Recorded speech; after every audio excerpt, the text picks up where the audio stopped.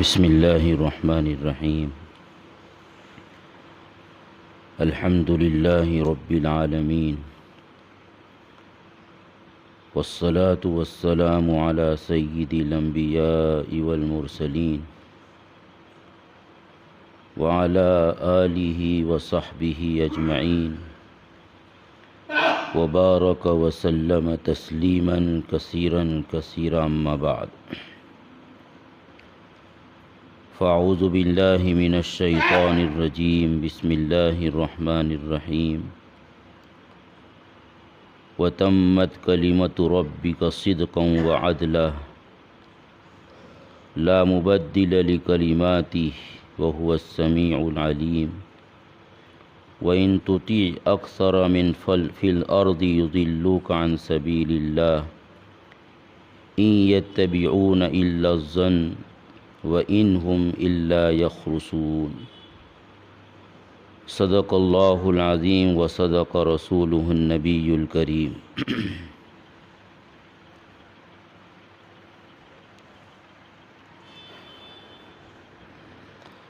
اللہ تعالیٰ نے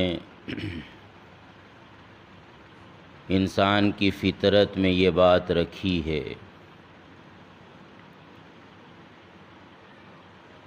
کہ وہ اچھائی کو اختیار کرے اور برائی سے اپنے آپ کو بچائے،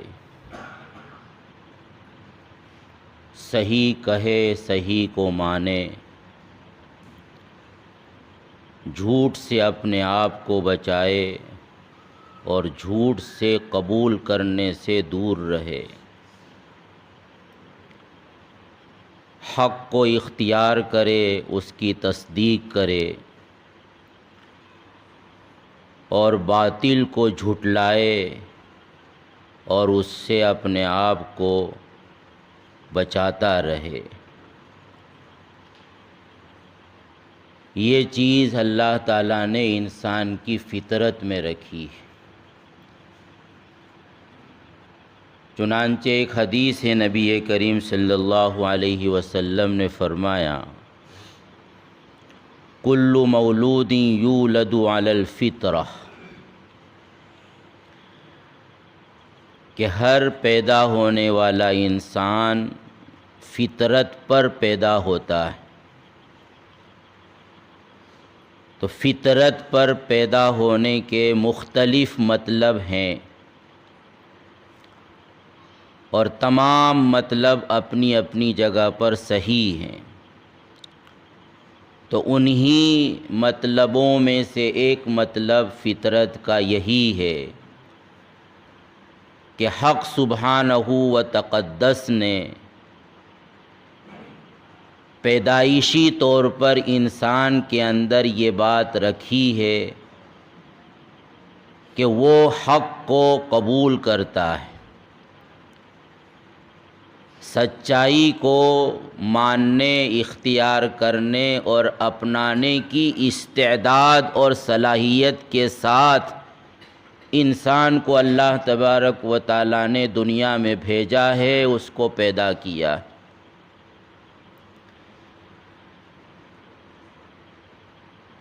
لیکن اب سوال یہ ہے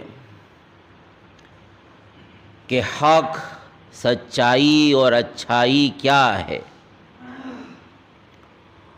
اور اس کے مقابلے میں باطل اور جھوٹ اور غلط کیا ہے۔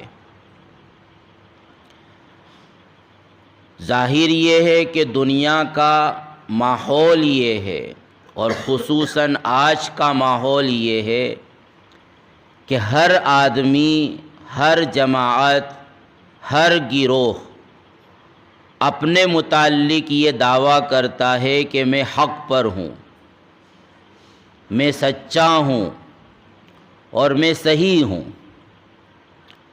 اور اپنے بالمقابل دوسرے کے متعلق وہ یہ نظریہ رکھتا ہے کہ یہ باطل پر ہے، یہ جھوٹا ہے، یہ غلط ہے۔ تو ایسی صورت میں حق اور باطل کے درمیان تمیز کرنے کے لیے،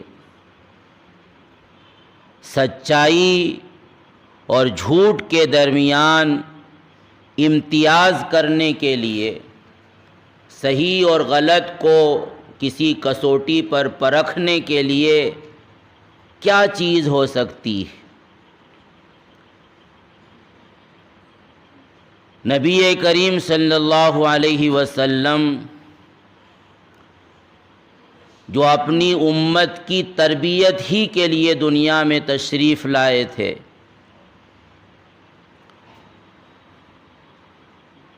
اور آپ صلی اللہ علیہ وسلم نے امت کے ساتھ شفقت کا، رحمت کا اور رأفت کا وہ معاملہ فرمایا کہ قیامت تک کے لیے آپ صلی اللہ علیہ وسلم نے امت کی ہر طرح رہنمائی کر دی، رہنمائی کرنے میں، ہدایت دینے میں کسی طرح کی کوئی کسر نہیں چھوڑی۔ جو غلط ہو سکتا تھا اور جس طریقے سے باطل آ سکتا تھا، نبی کریم صلی اللہ علیہ وسلم نے سب کچھ بتلا دیا، کیونکہ آپ صلی اللہ علیہ وسلم کی شخصیت، قرآن کہتا ہے لَقَدْ جَاءَكُمْ رَسُولٌ مِّنْ أَنفُسِكُمْ عَزِيزٌ عَلَيْهِ مَا عَنِتُّمْ حَرِيصٌ عَلَيْكُمْ بِالْمُؤْمِنِينَ رَءُوفٌ الرَّحِيمٌ۔ یہ تھی اللہ کے رسول صلی اللہ علیہ وسلم کی شخصیت کہ تم کو مشقت پہنچانے والی چیزوں کو بتلانے میں اور اس سے نکالنے میں حریص ہیں، یعنی ہر وقت ان کے دل و دماغ پر یہ بات چھائی رہتی ہے کہ کس طرح میں اپنی امت کو ان چیزوں سے نکال دوں جو چیزیں آج نہیں تو کل ان کے لیے خطرناک ثابت ہو سکتی۔ تو آپ اس کے حریص تھے، یعنی حریص کے لفظ پر آپ غور کیجئے کہ حریص کس کو کہتے ہیں۔ مال کا حریص ہوتا ہے۔ کون ہوتا ہے مال کا حریص؟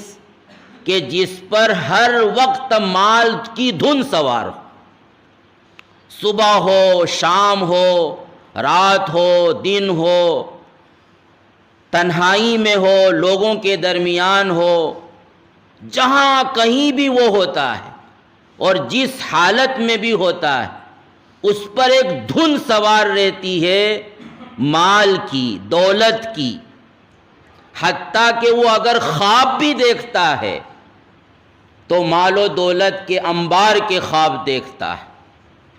یہی اس کی پلاننگ ہوتی ہے، یہی اس کی منصوبہ بندی ہوتی ہے۔ تو ایسا آدمی مال کا حریص کہلاتا ہے کہ یہ ہم اس کو اپنی زبان میں کہتے ہیں کہ یہ تو لالچی آدمی ہے، لالچی، کہ بس اس کو جہاں کہیں سے بھی اور جس طریقے سے بھی مال مل رہا ہو تو وہاں یہ پہنچ جائے گا، وہاں یہ کبھی بھی پیچھے نہیں رہ سکتا۔ تو ایسے شخص کے تعلق سے کہا جاتا ہے کہ وہ حریص ہے، لالچی ہے۔ نبی کریم صلی اللہ علیہ وسلم کس چیز کے لالچی تھے؟ آپ کے اندر کیا حرص پائی جاتی تھی؟ تو قرآن یہ کہہ رہا ہے کہ حریص علیکم،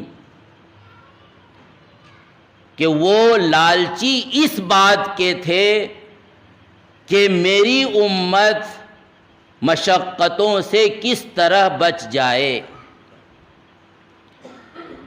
کس طرح وہ صحیح راستے پر آ جائے، اور کس طرح وہ باطل کو چھوڑنے والی اور اس سے دور رہنے والی، اس سے نفرت کرنے والی بن جائے۔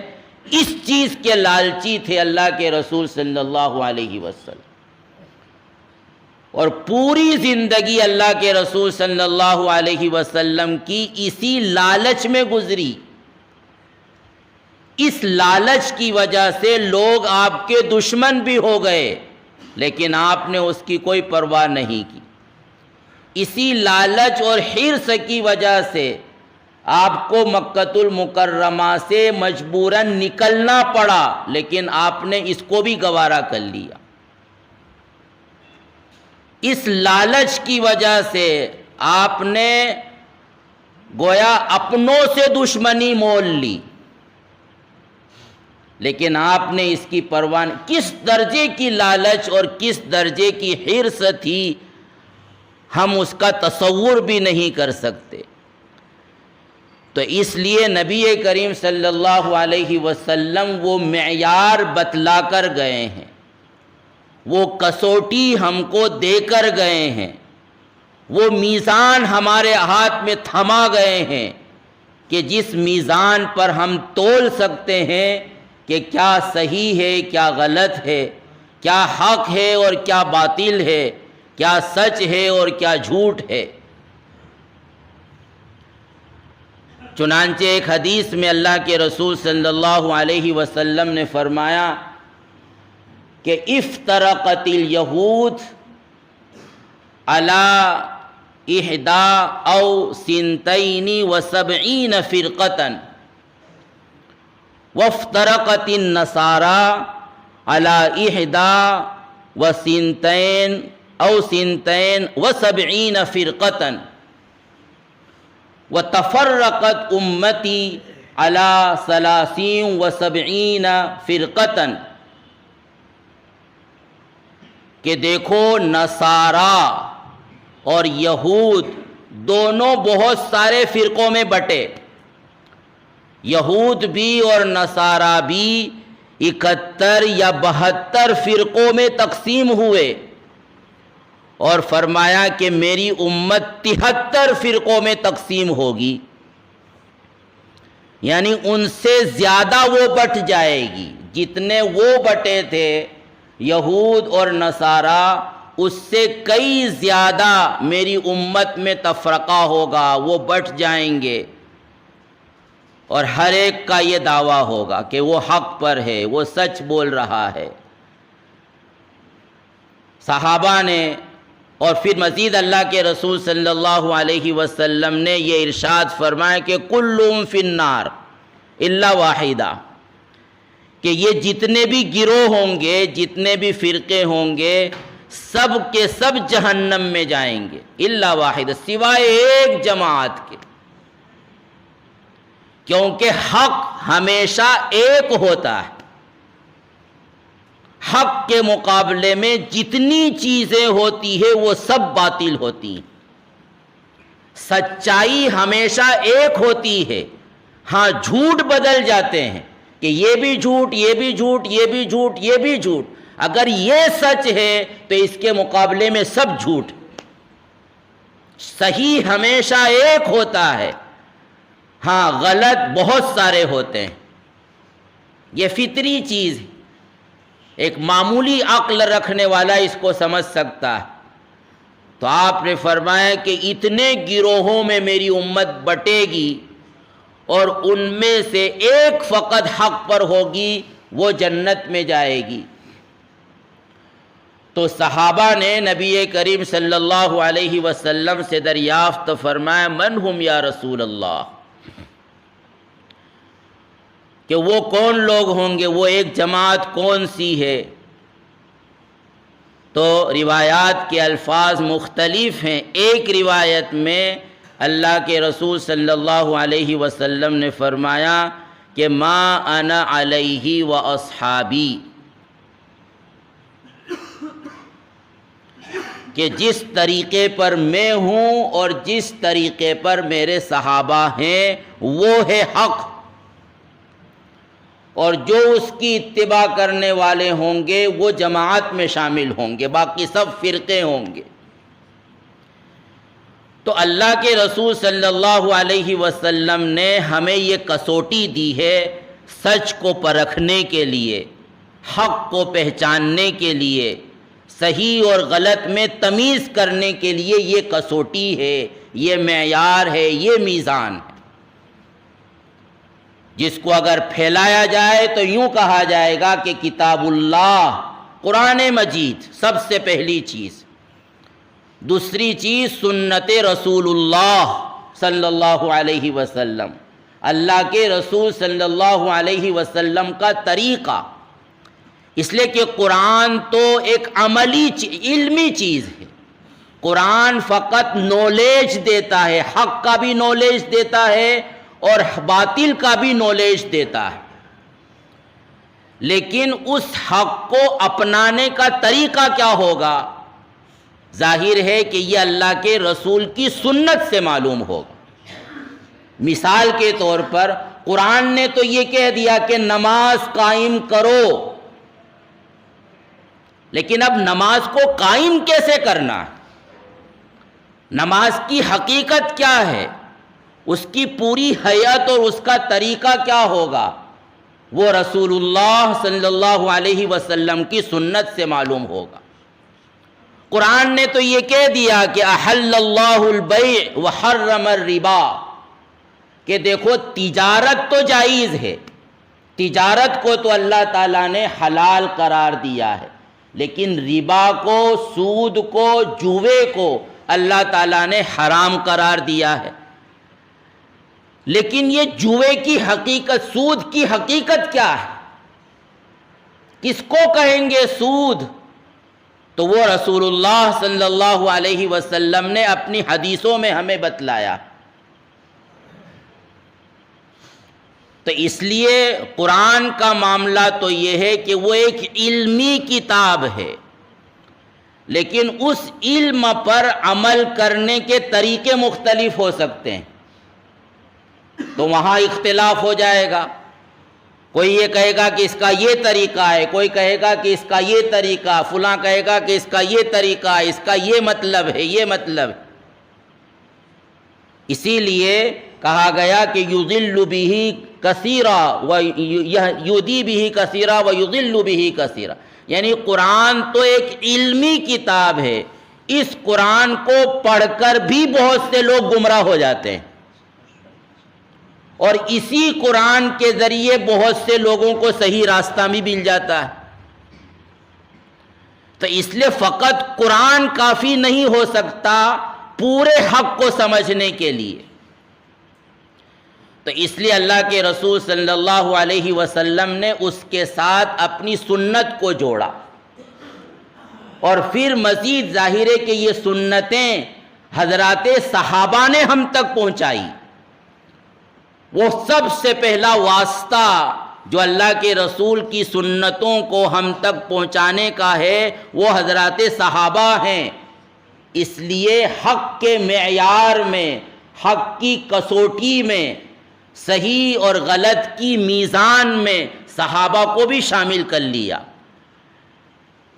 کہ وہ جس طریقے پر رہیں گے وہ طریقہ حق ہوگا، اس کے علاوہ جو بھی طریقہ ہوگا وہ باطل ہوگا۔ تو یہ کسوٹی ہے۔ اب ظاہر ہے کہ یہ کسوٹی جب متعین ہو گئی تو اس کے علاوہ حق کا کوئی معیار نہیں ہو سکتا۔ لیکن آج ہمارا اور لوگوں کا معاملہ یہ ہے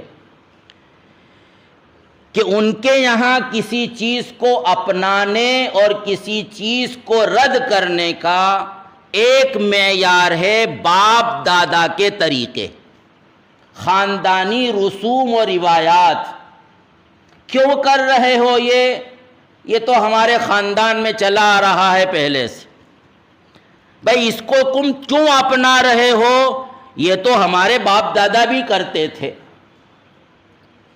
یہ تو ہماری قبیلے کی پرمپرا ہے۔ تو گویا ہم نے کتاب اللہ اور سنت رسول اللہ اور حضرات صحابہ کو چھوڑ کر صحیح اور غلط کا ایک معیار بنا لیا، باپ دادا کے طریقے، خاندانی روایات، چلی آنے والی پرمپرا۔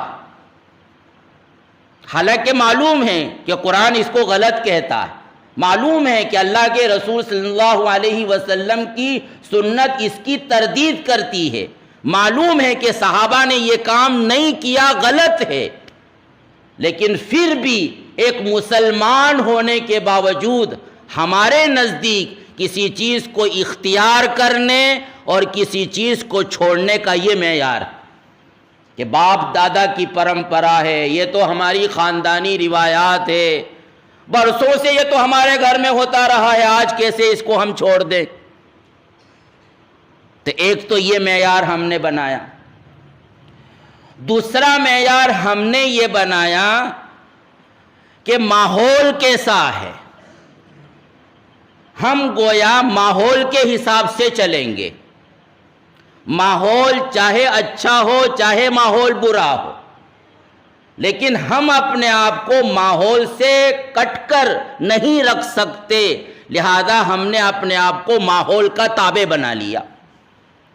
ماحول میں ایک غلط چیز چل پڑی ہے تو ہم بھی اس غلط کو اختیار کر لیں گے، کیا کریں، ماحول ایسا ہے۔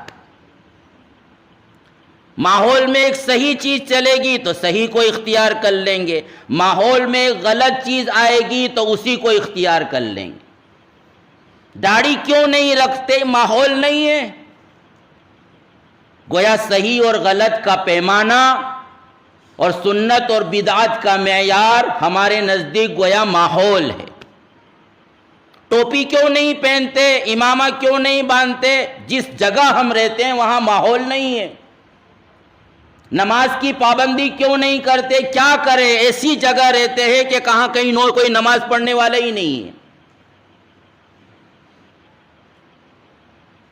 تو گویا ہم نے ماحول کو ایک حق کا معیار بنا لیا کہ ماحول جیسا ہوگا ویسے ہم بن کر رہیں گے۔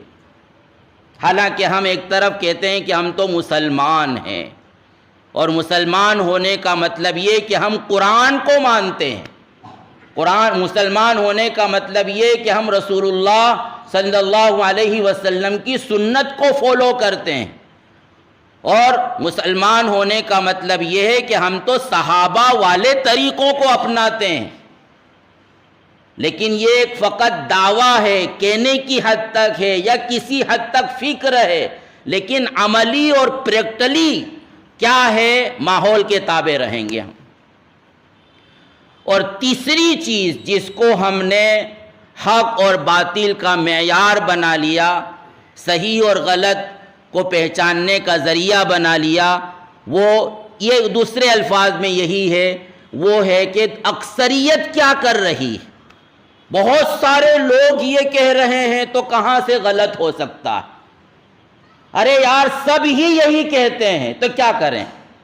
گویا سب کا ایک بات کہنا اور اکثریت کا کسی چیز کو اپنا لینا، اس کو ہم نے حق کا معیار بنا لیا کہ جو اکثر لوگ کریں گے، جو اکثر لوگ کہیں گے، جو اکثر لوگ جس کو اختیار کرے گی، یعنی بہومت، جمہوریت، ہم اس کے تابع رہیں گے۔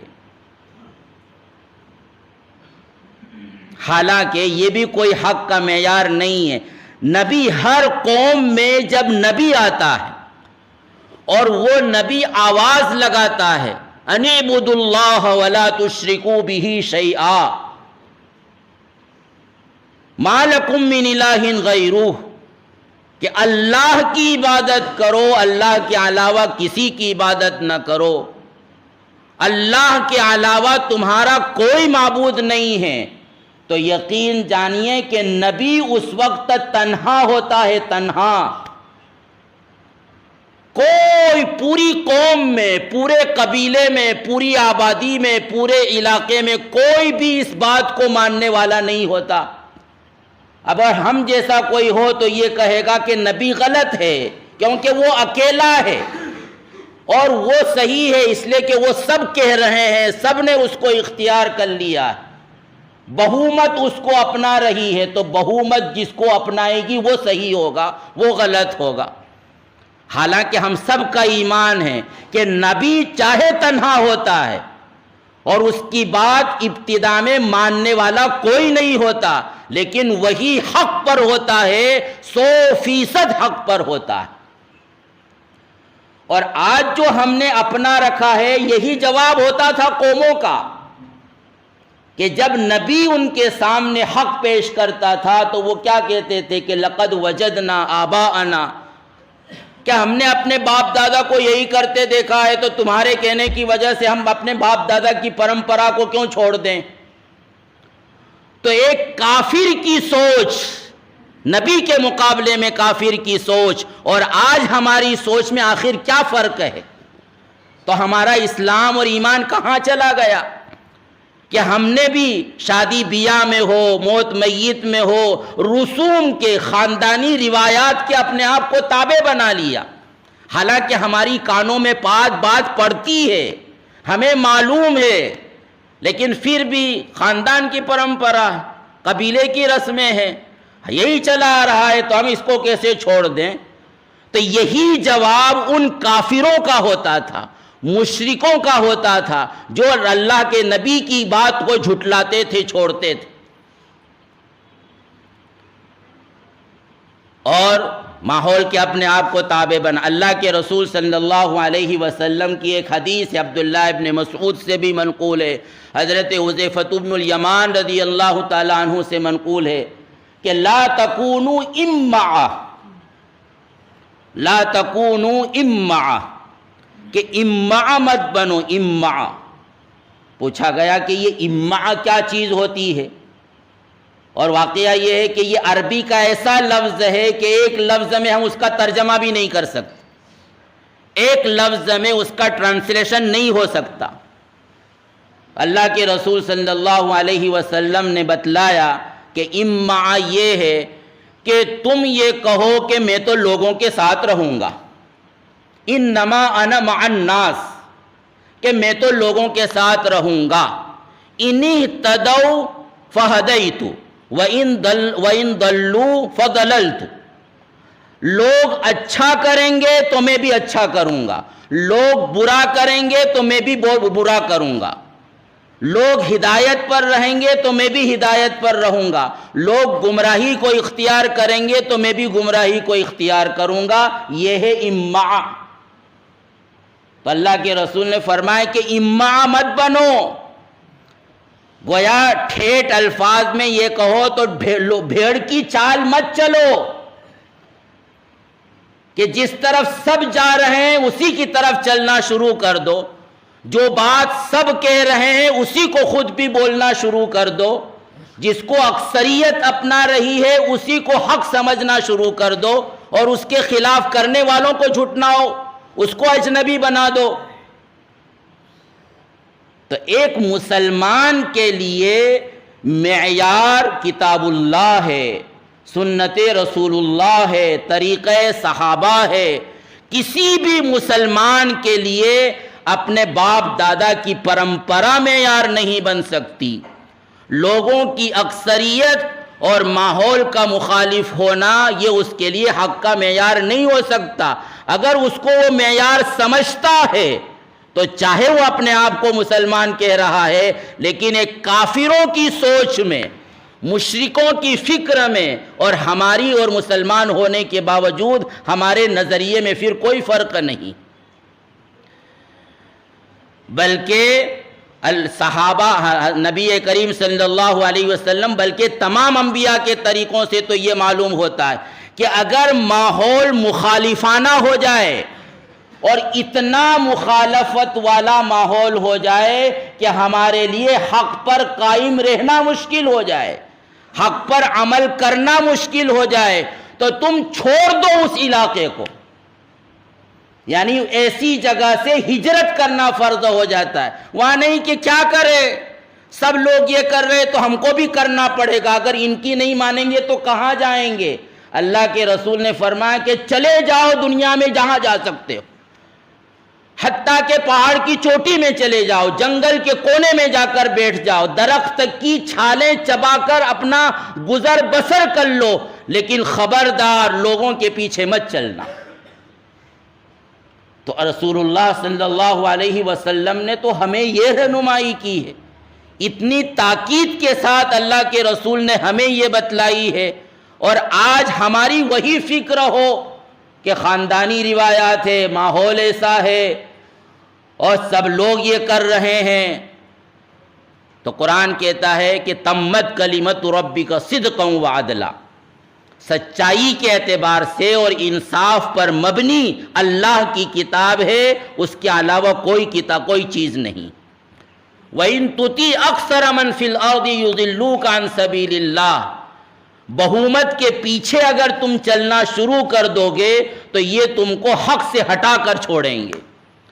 اور واقعہ یہ کہ بہومت کے پاس کوئی نظریہ نہیں ہے، فقط ان کا اپنا گمان ہے، اٹکل کی چیزیں ہیں، یقینی، حتمی اور قطعی کوئی چیز نہیں ہے ان کے پاس، صرف اٹکل کی چیزیں ہیں، فقط گمان ہے جس کا کوئی سر پیر نہیں ہے۔